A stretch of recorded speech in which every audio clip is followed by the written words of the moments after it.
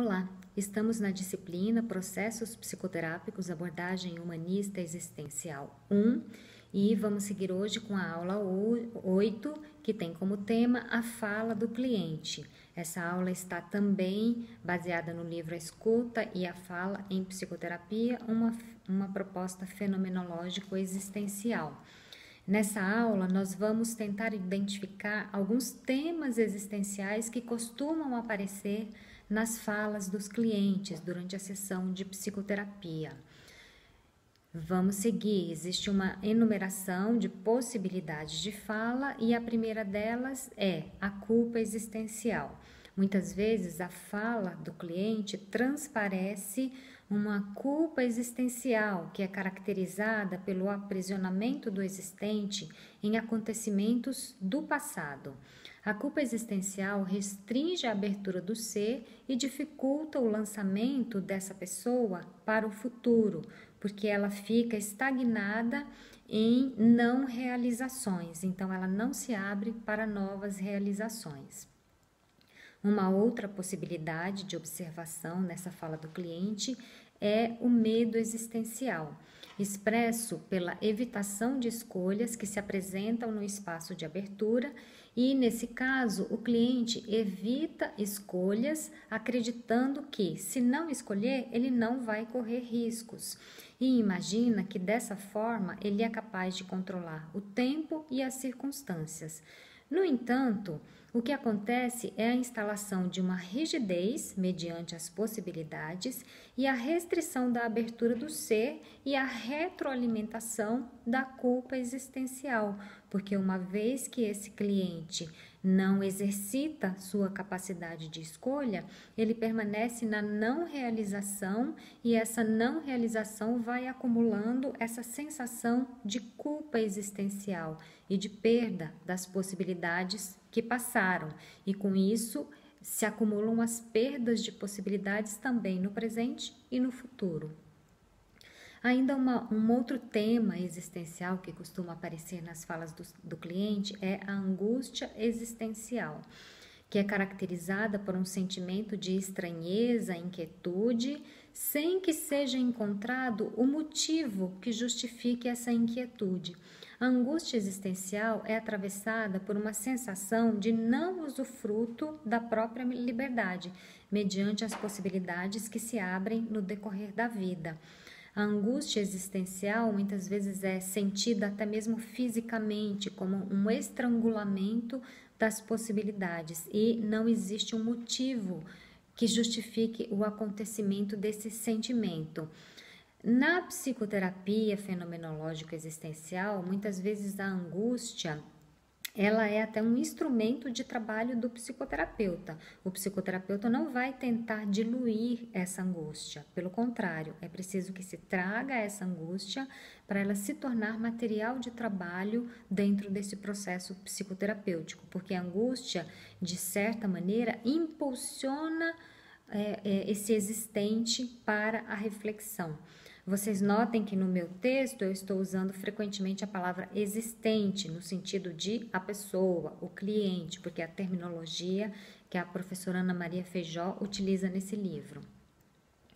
Ainda um outro tema existencial que costuma aparecer, que é a perda no impessoal, caracterizada pelo afastamento do propriamente si mesmo e do referencial próprio, como se fosse necessário viver a partir de padrões estabelecidos pelos outros, pela sociedade, pela cultura. Os discursos são pré-determinados, a linguagem se torna uma linguagem impessoal e as escolhas são padronizadas. Para desenvolver um pouquinho esse tema do impessoal, eu vou ler uma poesia de Mário Quintana, intitulada Alma Errada. Há coisas que a minha alma, já mortificada, não admite.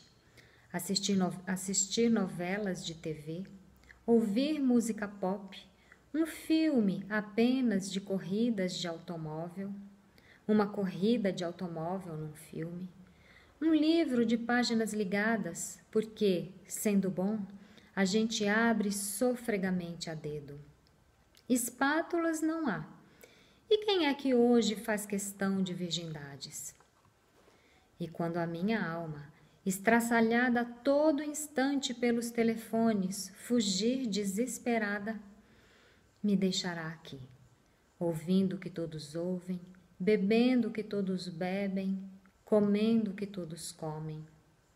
A estes, a falta de alma não incomoda. Desconfio até que minha pobre alma fora destinada ao habitante de outro mundo. E ligarei o rádio a todo volume. Gritarei como um possesso nas partidas de futebol. Seguirei irresistivelmente o desfilar das grandes paradas do exército. E apenas sentirei, uma vez que outra, a vaga nostalgia de não sei que mundo perdido. Eu compreendo essa poesia do Mário Quintana como uma descrição do impessoal. Olha aí, a poesia traduzindo esses temas existenciais, esses dilemas existenciais. A narrativa do Mário Quintana traz primeiro uma resistência. Eu quero ser eu mesmo. Eu não gosto disso, eu não gosto daquilo, eu não gosto de novelas, eu não gosto de corrida de automóvel, eu não gosto de música pop.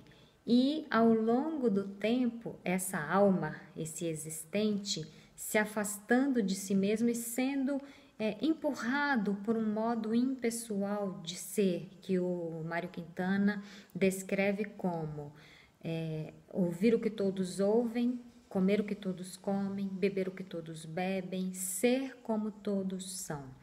E o Mário Quintana conclui que isso é como se fosse uma fuga da alma.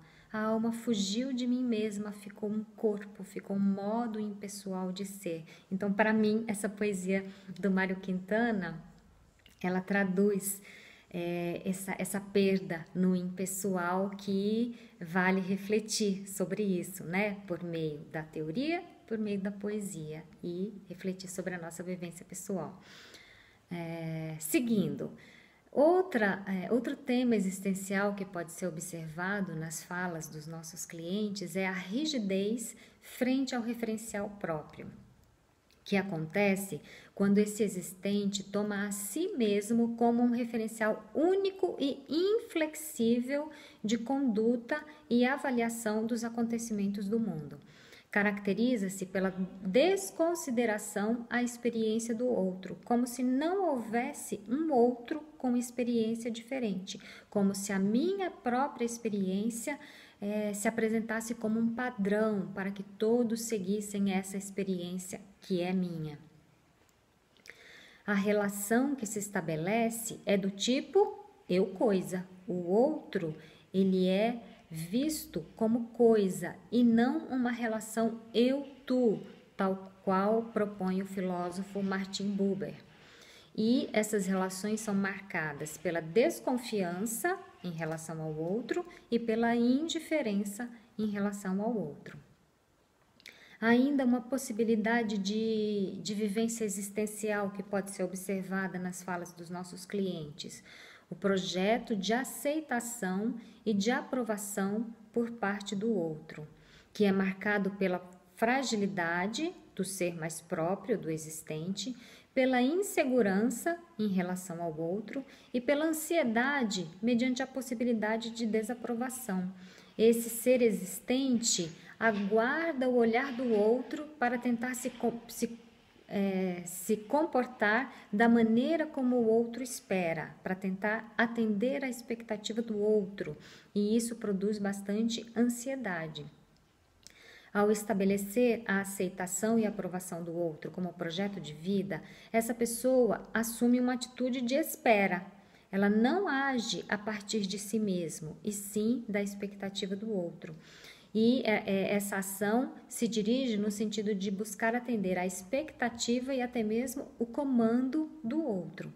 A presença constante do outro é tomada como uma necessidade vital, e o estar sozinho pode assumir um estatuto de desamparo e até mesmo de aniquilação do eu. Então, esse projeto de aceitação do outro muitas vezes produz uma pessoa extremamente dependente do outro e essa dependência pode se tornar muito nociva na relação, tanto para esse existente quanto para o outro. Ainda um existencial que pode ser observado, a dificuldade de assumir o sofrimento como possibilidade, que é marcada pela fuga para um modo muito frívolo, muito superficial de ser, em que a vida não assume a sua integralidade. Porque qual é a integralidade da existência? É alegria e tristeza, é fortaleza e fraqueza, é sofrimento e realização. Essa é a integralidade da vida. Mas uma pessoa que assume esse projeto de fugir ao sofrimento, de não encarar o sofrimento como possibilidade, procura enxergar a vida apenas em seu lado luminoso e não admite a possibilidade de um lado mais sombrio da vida.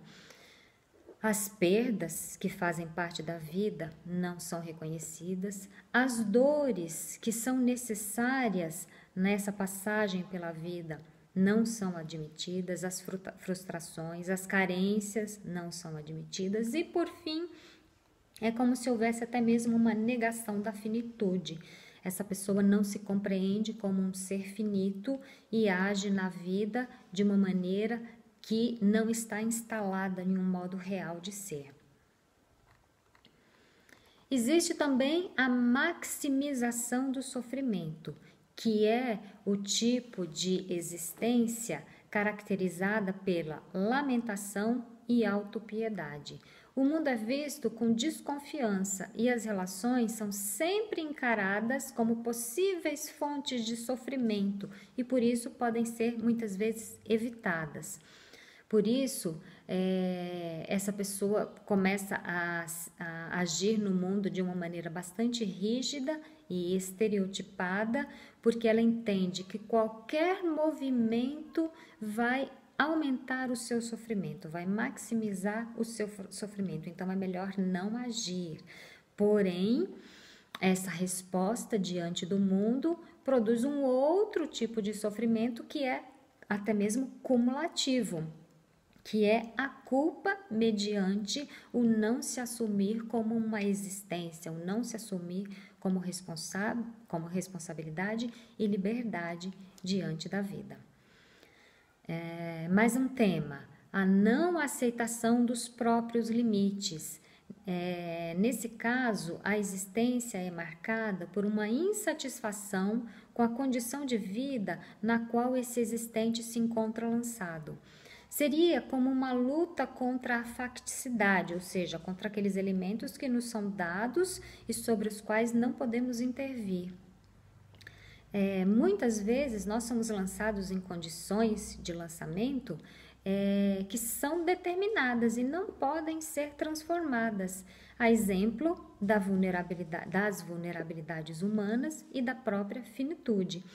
Claro que a não aceitação do próprio limite é diferente do que nós poderíamos chamar de um otimismo, né? Existe um autor que podemos considerar como existencialista, que é o Viktor Frankl.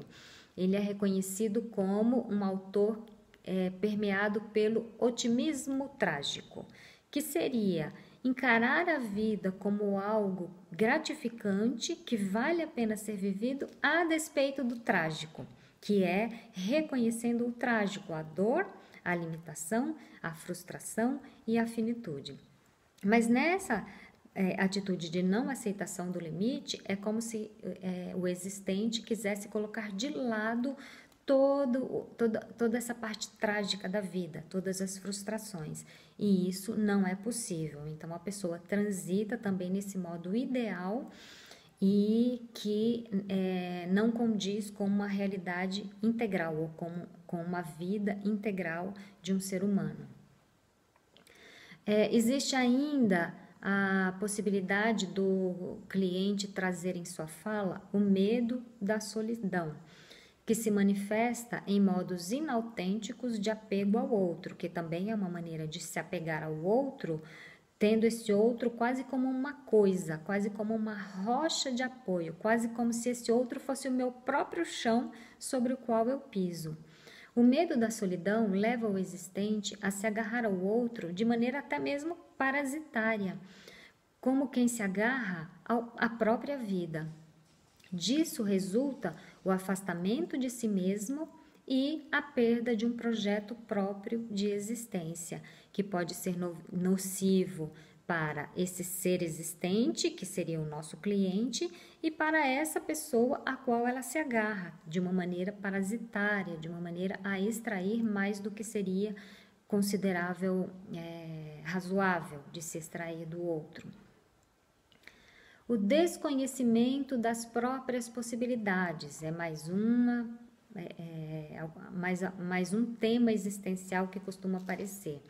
É quando o existente permite que a condução de sua vida seja ditada pelos modelos sociais de linguagem e realização. Ele segue um fluxo de existência marcado pelo impessoal. Dessa forma, não assume o encargo de conhecer a si mesmo. Então, essa pessoa desconhece suas potencialidades e suas possibilidades, porque ela vai seguindo um fluxo que foi ditada por modos impessoais de ser. Ele desconhece suas potencialidades e as possibilidades que poderiam se abrir em acordo com um fluxo de existência própria, porque as possibilidades se abrem de acordo com a nossa maneira própria de ser. E se nós não conhecemos a nossa maneira própria de ser, nós também não conseguimos nos abrir para essas possibilidades que estão diante de nós. Ainda um tema, o projeto idealizado de si mesmo. Acontece quando o existente não admite sua vulnerabilidade e falibilidade. Tem como projeto de existência uma perfeição inalcançável, acreditando ser possível realizar todas as possibilidades em seu horizonte existencial. É aquela pessoa que deseja realizar tudo e, por fim, não realiza nada, porque uma vez que escolhemos um projeto, perdemos todos os outros. E esse projeto idealizado de si mesmo é aquele que não contempla essa perda, não se contenta com essa perda, que é assumir todas as possibilidades. Ora, isso não é possível. Esse ser existente acredita que se tentar assumir todas as possibilidades, nunca ficará em débito. Contudo, a culpa existencial vai se tornando crescente, pois a perfeição é um ideal que não se concretiza e à medida que queremos escolher tudo, não escolhemos nada, não realizamos nada e se instala uma frustração e uma angústia ainda mais aguda. Ainda um outro tema, a falta de diálogo consigo próprio. Acontece quando o existente fala de tudo, fala de todos, mas não fala de si mesmo, não traz a sua existência para uma reflexão, para uma compreensão de si mesmo. Não busca compreender a si mesmo e nem as relações que estabelece com o mundo circundante. Então, essa pessoa não tem diálogo consigo mesmo e, consequentemente, não estabelece um diálogo eu-tu com o outro, e sim um diálogo eu-coisa, eu-isso. Ainda um tema presente é a não-liberdade, quando a responsabilidade sobre si mesmo é transferida para o outro, para o acaso, para o todo mundo, para Deus, para as forças cósmicas. Nesse caso, o existente se sente coagido a agir de acordo com determinações que não escolheu e não se sente responsável por suas ações, tomando a não liberdade como o argumento para a não responsabilidade. Então, liberdade e responsabilidade são duas condições que andam juntas. Se eu sou livre, eu faço escolhas. Se eu faço escolhas, eu sou responsável por minhas escolhas. Se eu me acredito como não livre, eu sigo escolhas pré-determinadas e eu já não me coloco como responsável porque essas escolhas foram pré-determinadas e não determinadas pelo meu próprio ser. E, por fim, a professora Feijó identifica o tema que ela denomina como espaçamento, que seria muito similar ao que nós vimos como o impessoal. Nesse modo, o existente decai no impessoal, permanecendo sob a tutela dos outros. Ele desconhece a si próprio e assume o modo de ser dos outros, o modo de ser de todo o mundo. E uma hora ele se descobre como ninguém e se percebe nessa grande falta de estrutura do propriamente si mesmo. E aí, essa pessoa, quando busca a terapia, de fato, querendo lançar-se para um modo de ser mais próprio, eu acredito que teremos uma psicoterapia que pode ser bem sucedida. Então, o psicoterapeuta, ele estará atento às falas do cliente, ele tentará compreender quais os modos existenciais desse cliente por meio de sua fala e o terapeuta sempre irá trabalhar no sentido de produzir uma abertura do cliente para suas próprias possibilidades e uma liberdade do cliente mediante as possibilidades que se abrem e uma responsabilidade do cliente em relação às suas próprias escolhas. Por enquanto é isso. Na próxima aula vamos trabalhar sobre as falas do terapeuta, como é que esse terapeuta vai conduzir uma psicoterapia fenomenológico-existencial a partir dessa escuta ao conteúdo trazido pelo cliente. Até lá!